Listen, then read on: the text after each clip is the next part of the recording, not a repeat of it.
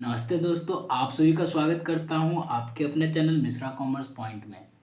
आज का ये वीडियो हमारा अकाउंटिंग टर्म्स का पार्ट थर्ड होगा। मतलब थ्योरी ऑफ अकाउंट्स जो हमारा चैप्टर नंबर 2 है उसका पार्ट थर्ड होगा।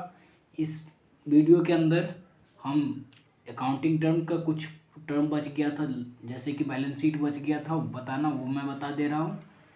उसके बाद हम प्रिंसिपल ऑफ अकाउंट्स के ऊपर चलेंगे।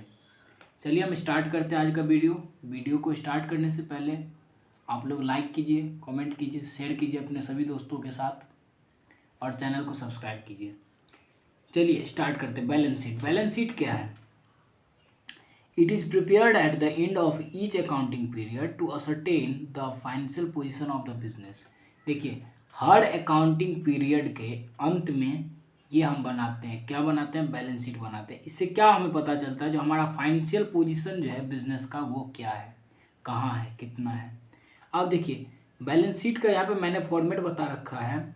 ये देखिए, ये फॉर्मेट जो है, देखिए फॉर्मेट में क्या है, सबसे पहले असिट है।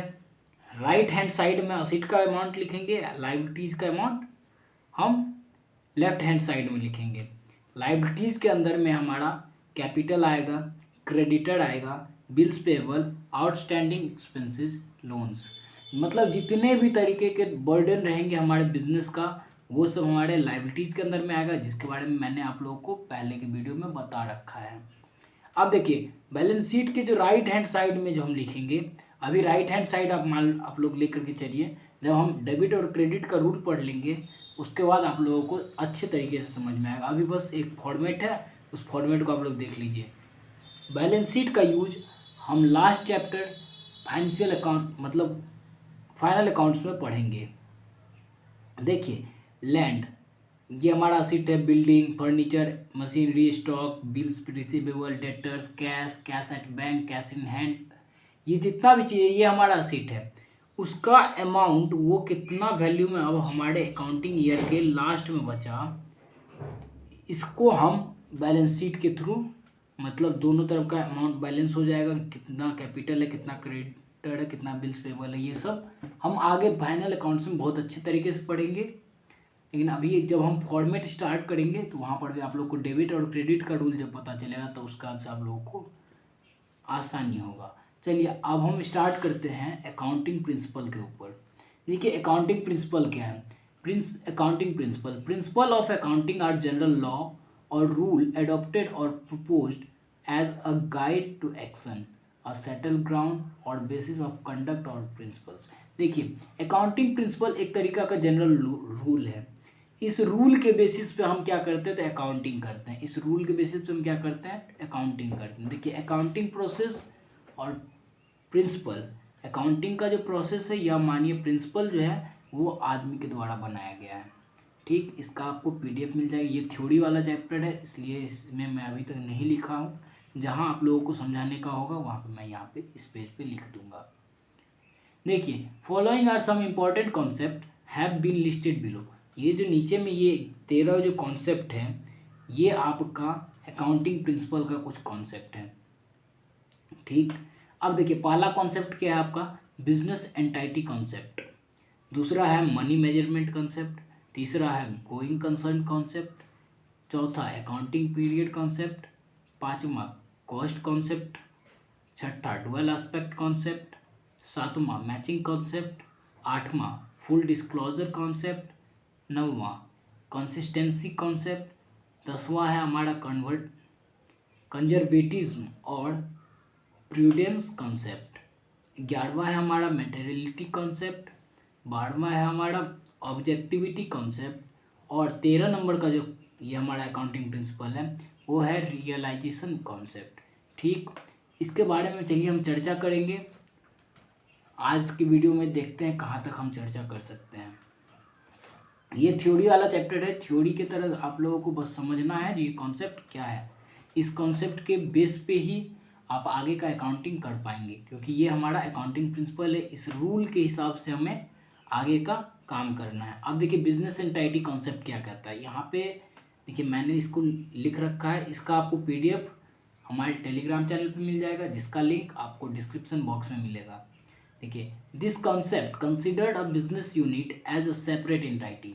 देखिए, ये जो बिजनेस एंटाइटी कॉन्सेप्ट है, ये बताता है, ये कॉन्सेप्ट हमें बताता है कि बिजनेस और ऑनर दोनों अलग अलग सेपरेट यूनिट है। बिजनेस अलग है, बिजनेसमैन अलग है। आप लोग सोचते होंगे जो बिजनेस होगा मतलब जो बिजनेसमैन है उसी का बिजनेस है, ऐसा नहीं होता है। जब अकाउंटिंग रूल के हिसाब से चलिएगा तो बिजनेस एक अदर पर्सन हो जाता है और एक मतलब बिजनेसमैन एक अदर पर्सन हो जाता है।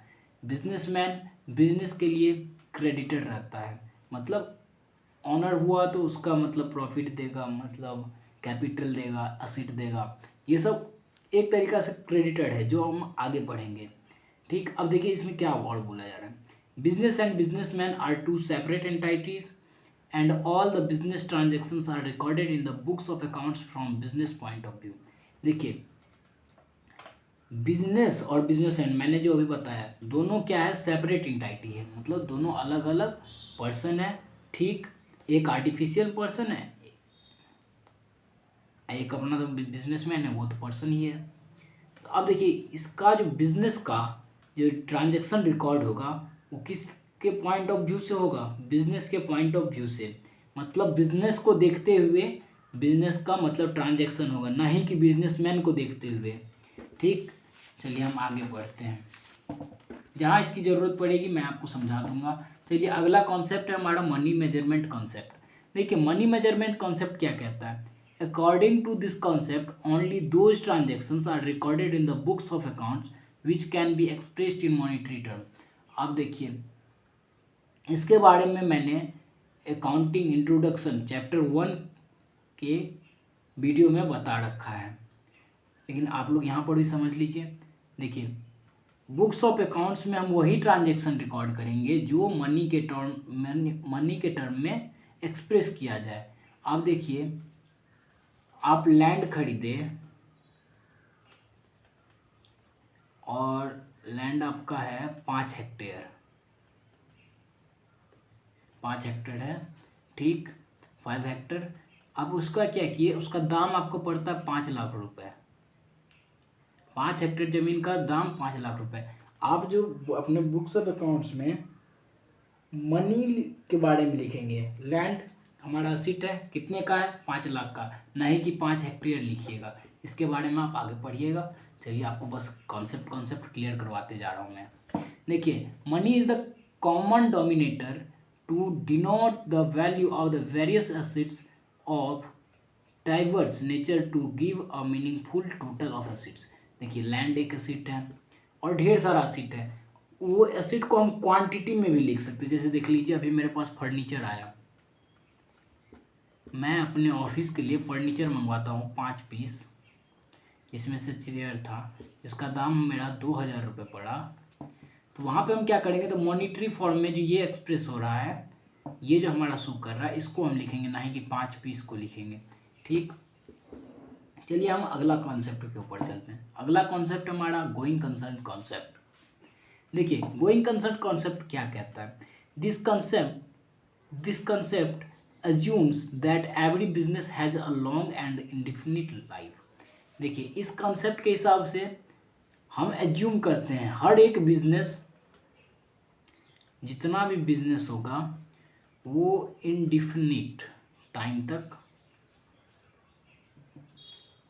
इनडिफिनिट लाइफ रहेगा उस बिजनेस का, मतलब पीढ़ी दर पीढ़ी उस बिजनेस का। अगर कोई सॉल प्रिपरेटेड बिजनेस है, आप ये अनुमान तो नहीं लगा सकते हैं जब मैं 5 साल के बाद बिजनेस अपना बंद कर दूंगा, क्या पता अगर 5 साल तक मेरा प्रॉफिट बहुत ज़्यादा गेन होने लगेगा या लॉस आए, कुछ भी हो सकता है, बिजनेस है कुछ भी हो सकता है, या तो प्रॉफिट होगा या लॉस होगा।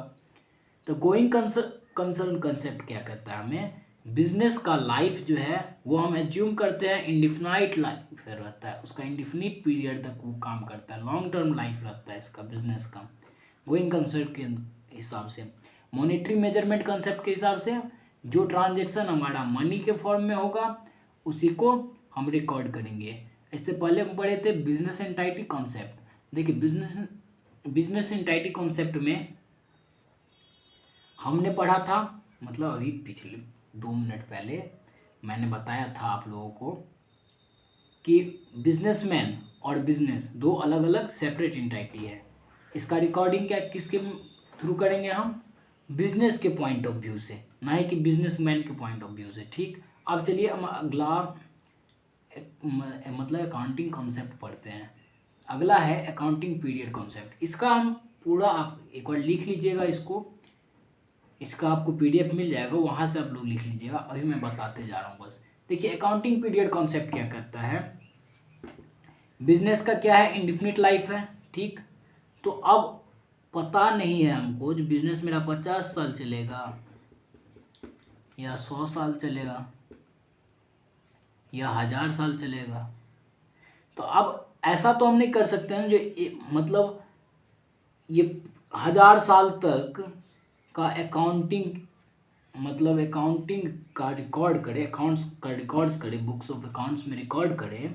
1000 साल के बाद हमें पता चले जो मेरा बिजनेस कितना प्रॉफिट कमाया, ऐसा तो नहीं होगा। यहाँ पे तो आते आते तो कितने हमारे पीढ़ी बीत जाएंगे, कितना जनरेशन हमारा निकल जाएगा। पता किसको चलेगा? जो 1000 साल में जनरेशन में रहेगा उसको पता चलेगा प्रॉफिट कितना हुआ। तो इसके लिए अकाउंटिंग हमारा 1 ईयर का अकाउंटिंग पीरियड बनता है। ठीक, 12 मंथ का। देखिए अकाउंटिंग पीरियड क्या काहे बनता है, ये जस्टिफाई करता है बुक्स ऑफ अकाउंट्स को। हर साल का आपको पता चलते रहेगा। जैसे देखिए 2000 मान लीजिए 2018 में आपका बिजनेस स्टार्ट हुआ, उस साल आप प्रॉफिट कमाए 2 लाख रुपए। अब वही बिजनेस का 2019 में आप उसका मतलब 2020 के लास्ट में जब आपका 12th मंथ पूरा हो गया, मतलब 1 साल पूरा हो गया, तब आपको पता चला कि आपका बिजनेस फिर 1 लाख रुपए ज़्यादा कमाया, क्योंकि 3 लाख रुपए इस बार हो गया। फिर 2020 में सीधा आपने 6 लाख रुपए कमाया। इसका मतलब 2020 का इनकम आपका 3 लाख का है। ठीक, तो अब ऐसे तो हम नहीं न कर सकते हैं। 2018 में मेरा बिजनेस स्टार्ट हुआ, 2050 में हमें अकाउंटिंग मतलब बुक्स ऑफ अकाउंट्स का अपना देख रहे हैं जो हमको कितना अभी तक प्रॉफिट हुआ है। तो ये जो हर ईयर में हम बता रहे हैं आपको, जो अकाउंटिंग पीरियड के हिसाब से अगर हर ईयर में हमको पता चलेगा मेरा कितना लॉस हो रहा है, कितना प्रॉफिट हो रहा है, तो इससे तो हमें भी सहूलियत होगा ना, बिजनेस को भी सहूलियत होगा, टैक्स भरने के लिए भी ठीक रहेगा। अब देखिए अकाउंटिंग पीरियड कब कब होता है। एक तो कैलेंडर के हिसाब से होता है। कैलेंडर के हिसाब से होता है 1 जनवरी से 31 दिसंबर। ठीक, 31 दिसंबर तक। और गवर्नमेंट के हिसाब से, जिसको आप लोग देखते होंगे, आप लोग सुने भी होंगे, मार्च क्लोजिंग बोला जाता है। तो वहाँ उस हिसाब से 1 अप्रैल से गवर्नमेंट के हिसाब से ये है 1 अप्रैल से 31 मार्च तक का आपका अकाउंटिंग पीरियड रहता है। ये गवर्नमेंट के हिसाब से अकाउंटिंग पीरियड, ये कैलेंडर के हिसाब से। ठीक, देखिए अकाउंटिंग पीरियड कॉन्सेप्ट आप इसको मतलब पीडीएफ में पढ़ लीजिएगा, मैं अभी बताते चल रहा हूँ। जहाँ मुझे पढ़ने का होगा वहाँ मैं आपको पढ़ के बता दूंगा, ये समझा दूंगा क्या है। अब देखिए कॉस्ट कॉन्सेप्ट क्या है। According to this concept all fixed assets are recorded in the books at the cost that the price to acquire them. देखिए बुक्स ऑफ अकाउंट्स में कॉस्ट कॉन्सेप्ट कहता है, बुक्स ऑफ अकाउंट्स में जितना भी हमारा फिक्स्ड असेट होगा,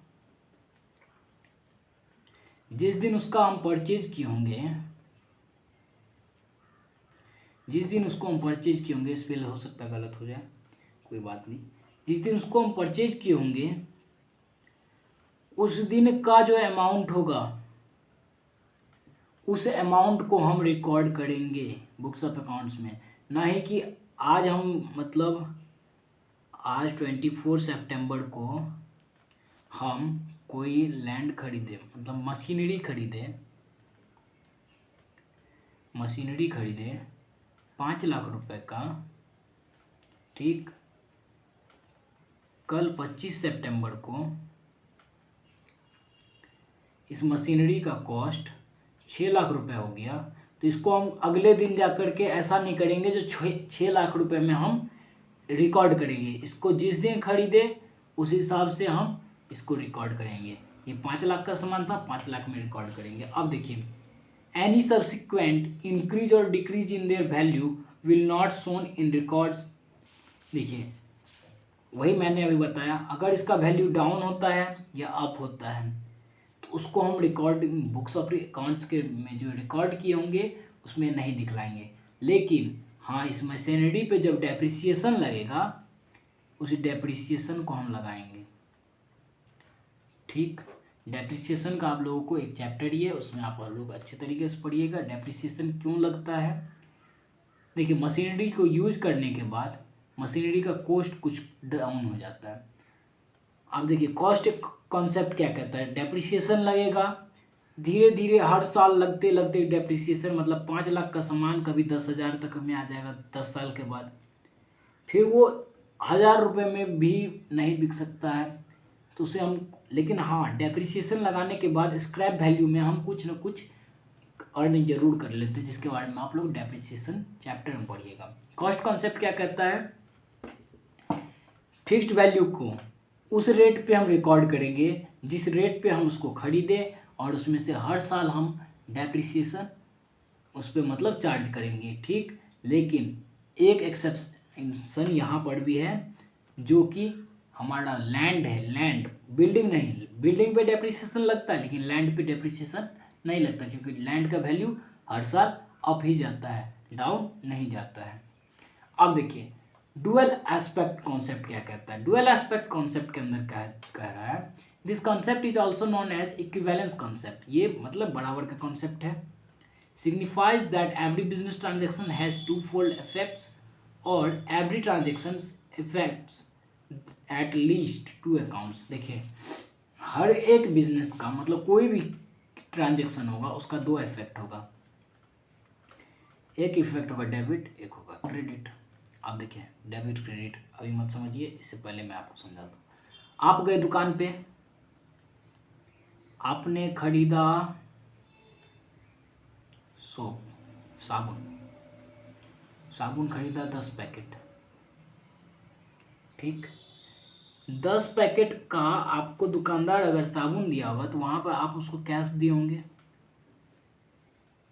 ठीक, यहाँ पे लेन देन दोनों चीज हो रहा है ना, आपने उससे साबुन लिया, आपने उसको कैश दिया। यही डबल एस्पेक्ट कहता है।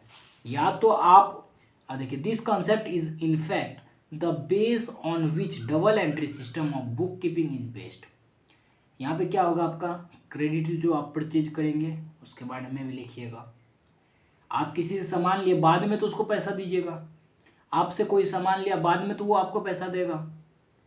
आप किसी को सामान सेल किए और वो तुरंत कैश दे गया। अब देखिए डुअल एस्पेक्ट किस तरीका से है। अकॉर्डिंग टू दिस कंसेप्ट, इस कंसेप्ट के हिसाब से every debit has a corresponding credit. जो भी चीज डेबिट होगा उसका क्रेडिट भी होना है। अब जैसे मैं आपको बताता हूँ, आप किसी भी चीज को खरीदे, चलिए हम आपको अभी बता देते हैं। कोई मशीनरी खरीदे, इसका एंट्री क्या कीजिए, मशीनरी अकाउंट डेबिट, मशीनरी आया। ठीक, क्या गया to cash account, machinery account debit to cash account. इस हिसाब से आप लोग कीजिएगा। इसका आप लोग अगले चैप्टर में पढ़िएगा। चलिए आज का हम वीडियो यहीं पे समाप्त करते हैं। आज हम पढ़े क्या सब, बिजनेस एंटिटी कॉन्सेप्ट, उसके बाद money measurement concept, going concern concept, accounting period concept, cost concept और डुअल एस्पेक्ट कॉन्सेप्ट। इसका आपको PDF हमारे टेलीग्राम चैनल पे मिल जाएगा, जिसका लिंक हमें हमारे डिस्क्रिप्शन बॉक्स में रहेगा। आप लोगों को अगर जहाँ समझ में नहीं आया होगा तो उसके लिए हमारे डिस्क्रिप्शन बॉक्स में मेरा WhatsApp नंबर रहेगा, वहाँ पर आप मैसेज करके पूछ सकते हैं। और हमारे चैनल को लाइक कीजिए, कमेंट कीजिए, शेयर कीजिए अपने दोस्तों के साथ, सब्सक्राइब कीजिए, बेल आइकन को ज़रूर प्रेस कीजिएगा, जिससे कि आपको नोटिफिकेशन मिलते रहे। धन्यवाद।